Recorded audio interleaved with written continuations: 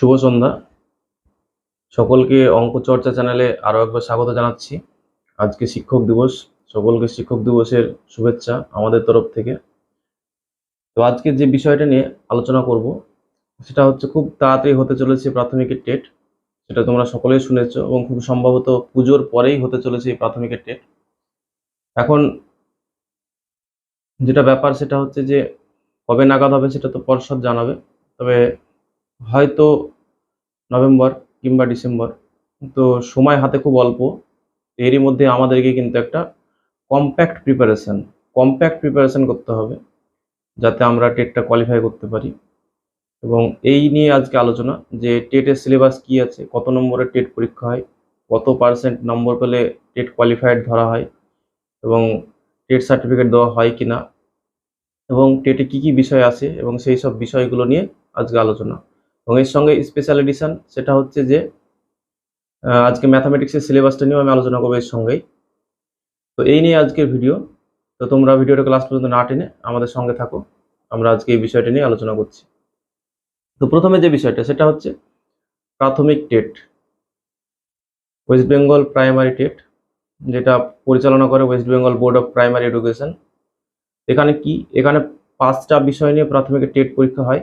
সেই 5টা বিষয় কি, যেটা ডিএলএড কোর্সে আছে, যে প্রথমে চাইল্ড সাইকোলজি, তারপরে ইংলিশ, বাংলা, ম্যাথামেটিক্স এবং পরিবেশ বিজ্ঞান।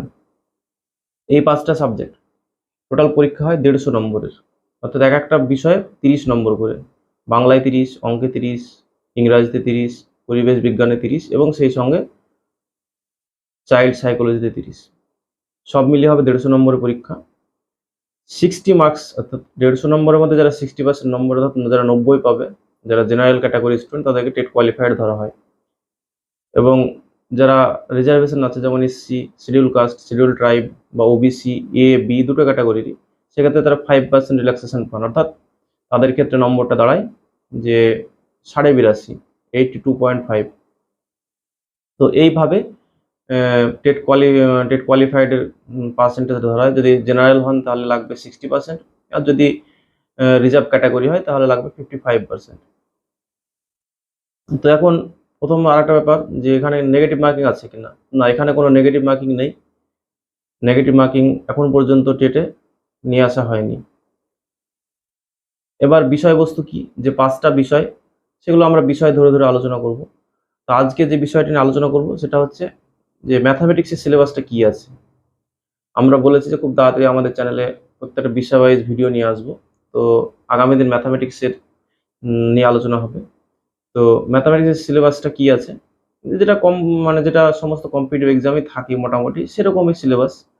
যে পাটিগণিতে আছে আমাদের গড়, অনুপাত সমানুপাত, অংশীদারি কারবার, মিশ্রণ, নৌকা ও স্রোত, আছে আমাদের সময় কার্য, আছে সময় দূরত্ব, সেই সঙ্গে আছে ট্রেন সংক্রান্ত সময় দূরত্ব, তার সঙ্গে আছে আমাদের শতকরা, তার সঙ্গে আমাদের আছে লাভ ক্ষতি, সুদ কষা আছে, অর্থাৎ সরল সুদ কষা এবং চক্রবৃদ্ধি সুদ কষা, এবং সমহার বৃদ্ধি বা সমহার হ্রাস পাটিগণিতে আছে। এর সঙ্গে আছে আমাদের ঘড়ি ও ক্যালেন্ডার, অর্থাৎ পাটিগণিতে একটা কম্প্যাক্ট যে সিলেবাস টোটালটাকেই কিন্তু কভার করা হয়েছে।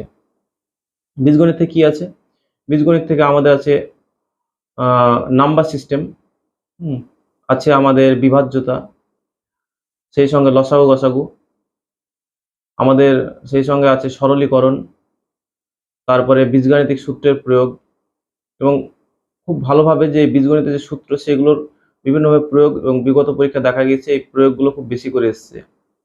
যে দেখা গেছে যে A cube plus B cube, তার সূত্র হচ্ছে A plus B whole cube minus 3ab, সেটাকে বিভিন্নভাবে ইউটিলাইজ করা হয়েছে। বা A cube plus B cube equal to A plus B into A square minus AB plus B square, এই ধরনের যে সূত্রগুলো, সেই সূত্রগুলো কিন্তু কাজে লাগানো হয়েছে। তাই বীজগণিতের এই যে সূত্র, স্কোয়ার এবং কিউবের যে সূত্র, সেই সূত্রগুলোকে খুব ভালো করে আমাদের নখদর্পণে রাখতে হবে। বিশেষ করে কিউবের যে সূত্রটা আছে, cube plus B cube plus C cube minus 3abc, এই যে সূত্রটা, এই সূত্রটা দুই ভাগে লেখা যায়। একটা হচ্ছে A plus B plus C into A square plus B square plus C square minus AB minus BC minus C, বা এটাকে লেখা যায় half into A minus B whole square plus B minus C whole square plus C minus A whole square. বিগত পরীক্ষাগুলো দেখা গেছে এই সূত্রটাকে বেশ কয়েকভাবে ঘুরিয়ে পেঁচিয়ে প্রশ্ন দেওয়া হয়েছে। তো আমরা সেটা নিয়ে আলোচনা করব যখন প্রত্যেকটা চ্যাপ্টার ধরে আলোচনা করব। আর এর সঙ্গে আমাদের পরিমিতি থেকে কি থাকবে, পরিমিতি থেকে থাকবে আয়তক্ষেত্র, বর্গক্ষেত্র, সেগুলোর ক্ষেত্রফল নির্ণয় করা বা তার সেই সংক্রান্ত কোনো কোশ্চেন থাকবে। আমাদের বৃত্ত, বৃত্তের পরিধি এবং ক্ষেত্রফল আছে। আমাদের 3 ডাইমেনশনালের মধ্যে গোলকের আয়তন নির্ণয় করা বা শঙ্কুর আয়তন বা বক্রতলের ক্ষেত্রফল বা সমগ্রতলের ক্ষেত্রফল, একইভাবে গোলক ও সমগ্রতলের ক্ষেত্রফল, সেই সঙ্গে চোঙ, এইগুলো নিয়েই মোটামুটি সিলেবাস। তার সঙ্গে যেটা থাকবে যে বহুভুজের যে বাহুর সংখ্যা বা বহুভুজ নিয়ে যে মানে এটা সেটা, বা কখনো কখনো থাকে একটা ত্রিভুজ দিয়ে তার ভিতরে বেশ কয়েকটা দাগ টেনে দেবো, বলা হলো এগুলোর মধ্যে কতগুলো ত্রিভুজ আছে। বা এর সঙ্গে উপপাদ্য যেটা মানে আমাদের জ্যামিতিতে বিভিন্ন কোণ পরিমাপ দেয়। একটা বৃত্তস্থ চতুর্ভুজ দিয়ে তার ভিতরে কোনো ছবি এঁকে দেওয়া হলো, তার মধ্যে একটা চতুর্ভুজ এঁকে বিভিন্নভাবে কোশ্চেন করা যেতে পারে। তো সেই কোশ্চেনগুলো অনেক সময় এসে থাকে। তো এইটাই হচ্ছে ম্যাথামেটিক্সের সিলেবাস। এই সিলেবাসটা নিয়েই আমাদের আলোচনা করতে হবে।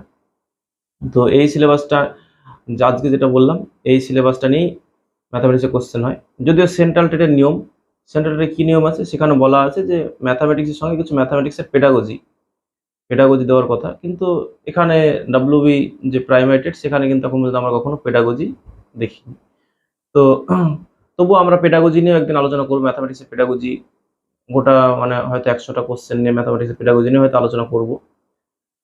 তো আমরা কম্প্যাক্ট প্রিপারেশন বলতে যেটা বুঝি, যেটা সেন্ট্রালের যে গাইডলাইন, যে শুধু ম্যাথামেটিক্স না, তার সঙ্গে পেডাগজি নিয়েও আমরা আলোচনা করব। তো ম্যাথামেটিক্সের এই ছিল সিলেবাস। এই সিলেবাস নিয়ে সামনের দিন থেকে আমরা আলোচনা করব। তো আগামী দিন আমরা প্রথমে যে আলোচনা করব যে বিষয়টা বা যে টপিকটা, সেটা হচ্ছে পাটিগণিতের অনুপাত ও সমানুপাত নিয়ে। তো সেই পর্যন্ত আমাদের সঙ্গে থাকো, stay connected with us. Thank you very much.